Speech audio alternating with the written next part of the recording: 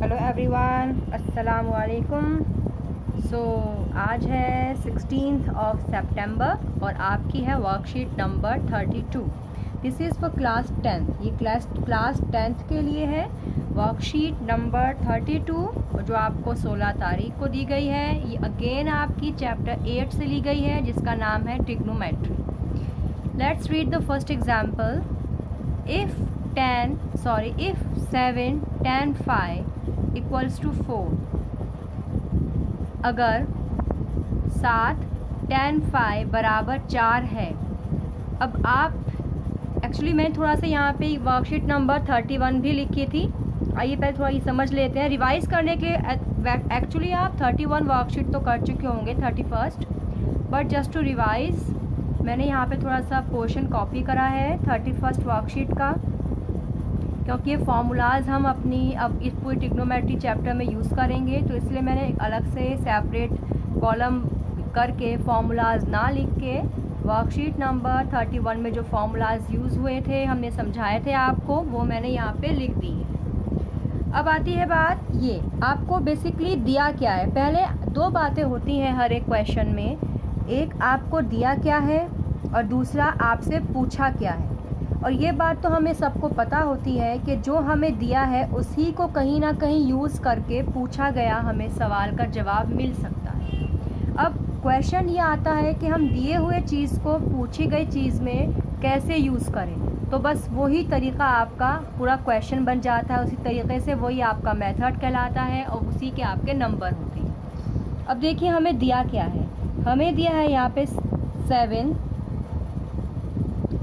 10 5 यहाँ पे एंगल है। जैसे कि मैंने आपको बताया था कि थीटा एक एंगल होता है। देखिए कोई भी जैसे अननोन चीज़ है, जो हमें चीज़ नहीं पता, उसको पता करने के लिए हमेशा वेरिएबल का यूज़ करते हैं, ABCD ऐसे वेरिएबल्स। लेकिन जब किसी एंगल के बारे में बात हो रही होती है, कोई अननोन वैल्यू होती है जो एंगल की होती है, तो हम वहाँ पे थीटा यूज़ करते हैं। थीटा मैंने आपको सिखाया था, क्यों नहीं है, ये थीटा है, ठीक है। और एंगल को ही डिनोट करने के लिए फाई का भी इस्तेमाल किया जाता है, ठीक है। फाई जो है वो भी एंगल को शो करता है, अननोन एंगल को जो हम निकाल रहे हैं, एक वेरिएबल है जो हम अननोन एंगल के लिए यूज़ करते हैं। और थीटा भी हमारे पास एक वेरिएबल है जो हम अननोन एंगल को, जाविया को निकालने के लिए यूज़ करते हैं। ये हम बोलते हैं फाई और इसको हम बोलते हैं थीटा। इन दोनों का ही मतलब है कि हम जाविया के बारे में बात कर रहे हैं। तो अब यहाँ पे 7 tan 5 इक्वल्स टू 4 है मेरे पास। अब नेक्स्ट स्टेप में ये 7 मैं इसके नीचे ले जाऊंगी, क्योंकि ये मल्टीप्लाई में था तो डिवाइड में आ गया। और मेरे पास मुझे पता है tan 5 यानी कि tan theta.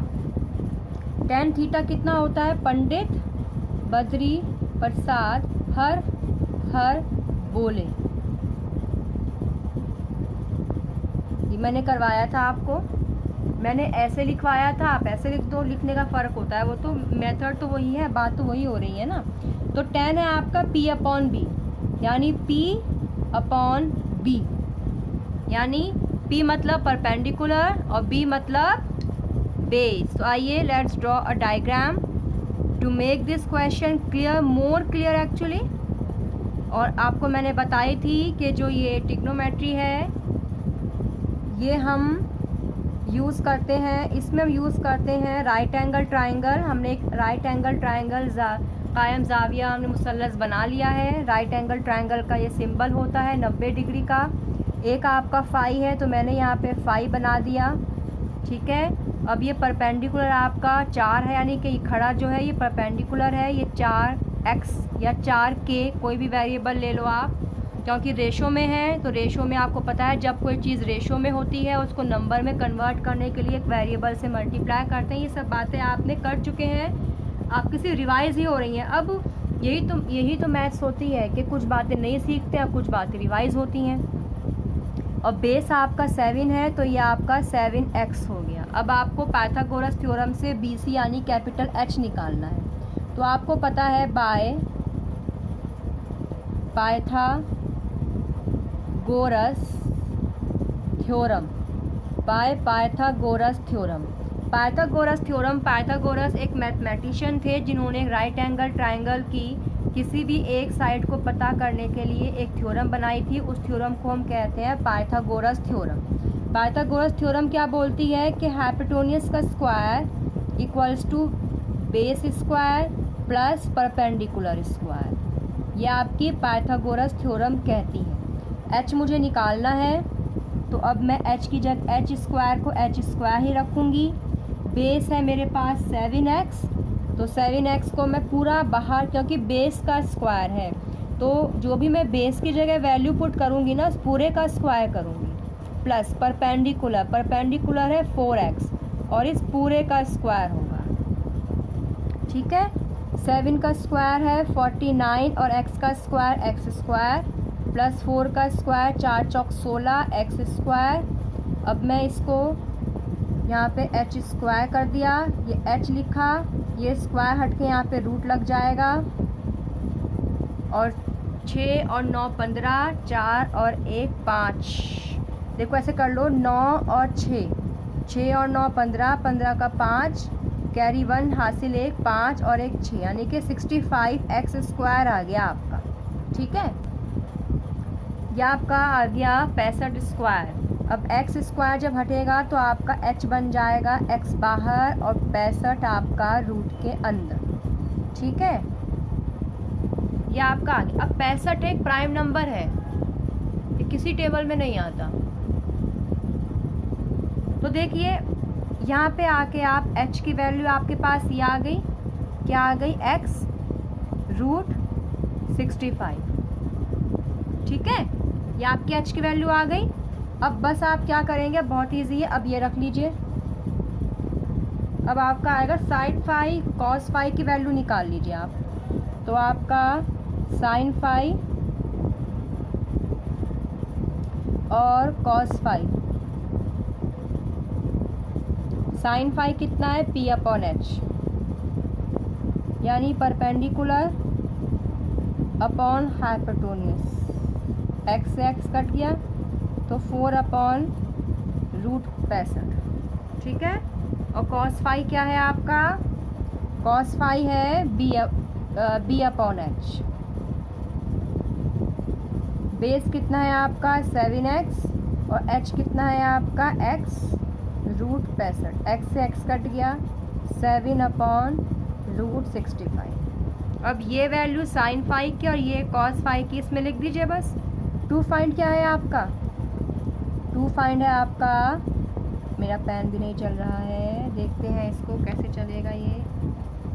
Yes, it's working now. 7 sine phi minus 3 cos phi whole upon 7 sine phi plus 3 cos phi. ये क्वेश्चन है, अब बस आपको वैल्यू रखनी है। कैसे रखेंगे वैल्यू, 7 साइन फाई की 4 upon root 65 minus 3 cos phi की 7 अपॉन रूट 65, फिर 7 साइन फाई की 4 upon root 65 plus 3 multiply cos phi की 7 अपॉन रूट 65।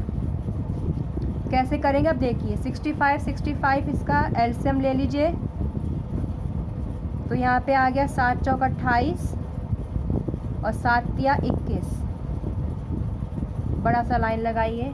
अब ये 65 यहाँ पे इसका एलसीएम ले लीजिए रूट, और 7 चौक 28 और 7 तिया 21, 65 से ये कट गया, 28 माइनस 21 और 28 प्लस 21, 8 में से 1 गया 7 और बस 7 ही बचेगा, और 8 और 1 9, 2 और 1 4 और 7 7 ज़ा 49, यानी 1/7 इसका आंसर आ गया, 1/7। और जब आपने इस वाले मेथड से किया, जो मैं आपको वर्कशीट नंबर 30-31 में पढ़ा चुकी हूँ, तो आपने इस वाले मेथड से। अब एक शॉर्टकट मेथड बता देती हूँ जो आपकी वर्कशीट में कराया है आपको। एक्चुअली मैंने शॉर्टकट मेथड इसलिए नहीं बताया क्योंकि वो ट्रिकी मेथड था, ट्रिक से था वो। कई बार एग्ज़ाम में हमारे दिमाग में ट्रिक नहीं आ पाती, क्लियर हुआ, तो हम इस चक्कर में क्वेश्चन को छोड़ देते हैं। तो आपको ऐसा नहीं करना है। मैंने आपको ये बताया है कि जो आप जिस मेथड से आप पिछले क्वेश्चन आपने करे हैं उस मेथड से भी क्वेश्चन हो सकता था, तो मैंने इस मेथड से भी क्वेश्चन करा दिया कि अगर कभी दिमाग कोई ट्रिक ना आए तो एटलीस्ट ये तो मेथड जो कि हमेशा आपके साथ है, ये मेथड थोड़ा लंबा है लेकिन नंबर तो दिलाएगा ना, क्वेश्चन छोड़ने से बेहतर ये मेथड कर लो, ठीक है। तो ये मेथड बहुत इंपॉर्टेंट है, ये हर क्वेश्चन में लगता है और ये ही मेथड आपका ऐसा है जो आपको कम से कम कुछ तो नंबर दिलाएगा। अगर ट्रिक नहीं आ रही तो छोड़ने से बेहतर है यही मेथड करके अपना आप क्वेश्चन कर लीजिए। और लेंदी भी जब है जब आपको इसकी प्रैक्टिस नहीं होगी, जब आपको इस क्वेश्चन की प्रैक्टिस हो जाएगी तो इस मेथड की तो मेथड भी आपको ईजी लगने लगेगा। अब आइए इस क्वेश्चन को मैं दोबारा यहाँ पे कॉपी कर लेती हूँ ताकि मैं आपको वो मेथड कराऊँ जो मेथड आपका वर्कशीट में कराया हुआ है। तो मेरा क्वेश्चन है 7 sin phi। I am writing the question again. 7 sin phi minus 3 cos phi whole upon 7 sin phi plus 3 cos phi। ये मैंने क्वेश्चन लिखा है दोबारा से, ठीक है। अब मुझे क्या दिया मैं यहाँ पे लिख रही हूँ, मुझे दिया हुआ है tan phi। मुझे क्या दिया हुआ था जो मैंने इसे सॉल्व किया था, tan phi इक्वल्स टू 4/7। मुझे दिया हुआ था tan phi equals to 4/7, means tan मुझे दिया है और साइन और कॉस इस तरह करके मुझे निकालना है। तो मुझे ये पता है, थोड़ा सा मुझे यहाँ पे काम करना पड़ेगा। tan का मतलब मुझे पता है क्या होता है, मैंने आपको बताया था sine phi upon cos phi जो होता है वो 4/7। देखो tan जो होता है ना, tan को हम sine phi upon cos phi भी लिख सकते हैं। tan आपका sine phi upon cos phi, एक नया फॉर्मूला आपको यहाँ से देखने को मिला है, ये अभी तक मैंने नहीं बताया आपको। अभी तक मैंने आपको क्या बताया था, ये बताए थे साइन कॉस tan। कॉसेक होता है साइन का उल्टा यानी कि h/p, और सेक होता है कॉस का उल्टा यानी कि h/b, और कॉट होता है tan का उल्टा यानी कि b/p। ये बताया था मैंने। फिर मैंने एक ये भी बताया था, हाँ अब ये हो गया। उसके बाद अब मैं आपको एक नया और चीज़ बता रही हूँ कि जो tan phi है वो क्या होता है। tan phi होता है sin phi upon cos phi। अगर मैं यहाँ पे एंगल कर दूँ चेंज, tan थीटा कर दूँ तो कोई बात नहीं, एंगल से फ़र्क नहीं पड़ता। I told you so many times before कि एंगल से फ़र्क नहीं पड़ता, फॉर्मूला वही रहेगा tan theta equals to sine theta upon cos theta. जो भी एंगल की वैल्यू है वही एंगल की वैल्यू यहाँ रखी जाएगी, लेकिन tan आपका साइन अपॉन कॉस ही होता है, ठीक है। तो देखो अगर मैं इस साइन को कॉस से डिवाइड कर दूँ तो आपका tan बन जाएगा। तो बस मुझे ऐसे ही करना है, 7 sin phi minus 3 cos phi को पूरे को मैंने क्या करा, cos phi से डिवाइड। अब ये लिख दो 7 sin phi plus 3 cos phi, पूरे को मैंने क्या किया cos phi से डिवाइड। जो मुझे न्यूमरेटर में जो मुझे ऊपर वाले नंबर्स के साथ करना होता है मल्टीप्लाई डिवाइड, उसी नंबर से नीचे वाले से भी करना होता है, मैंने आपको बताई है बात। तो मैंने ऊपर वाले को cos phi से डिवाइड कर दिया तो नीचे वाले को भी cos phi से ही डिवाइड करूँगी, ठीक है। अब ये cos phi इसके साथ भी आ जाएगा तो 7 sin phi upon cos phi minus 3 cos phi upon cos phi, ये दोनों के साथ आएगा क्योंकि दोनों को डिवाइड किया है ना मैंने, इसीलिए। अब मैं इसको लिख देती हूँ 7 sin phi upon cos phi plus 3 cos phi upon cos phi, ठीक है। अब sin phi upon cos phi क्या है, tan phi minus 3 cos phi से cos phi कट गया, 1 बच गया। फिर 7 sin phi cos phi क्या है, tan phi plus 3 cos five से कॉस फाइव कट गया, 1 बना और मल्टीप्लाई 1 आ गया। तो मेरे पास क्या वैल्यू आ गई 7। अब tan फाइव की वैल्यू क्या है 4/7, तो मल्टीप्लाई 4/7 माइनस 3 1 ज़ा 3। फिर यहाँ पे 7 tan फाइव की वैल्यू क्या है 4/7 प्लस 3, ठीक है। अब 7 से 7 कट गया कि ऊपर ऊपर की मल्टीप्लाई है, नीचे नीचे की मल्टीप्लाई, लेकिन ये ऊपर ऊपर थोड़ी ऊपर नीचे है, तो ऊपर नीचे कटते हैं। तो क्या बचा 4 और यहाँ पे क्या बचा -3। ये भी 7 से 7 कट गया, तो ऊपर क्या बचा 4 और नीचे क्या बचा +3। तो 4 में से 3 गया 1 और 4 3 7। तो आपका कितना आंसर आ गया 1/7 आपका इसमें आंसर आ गया।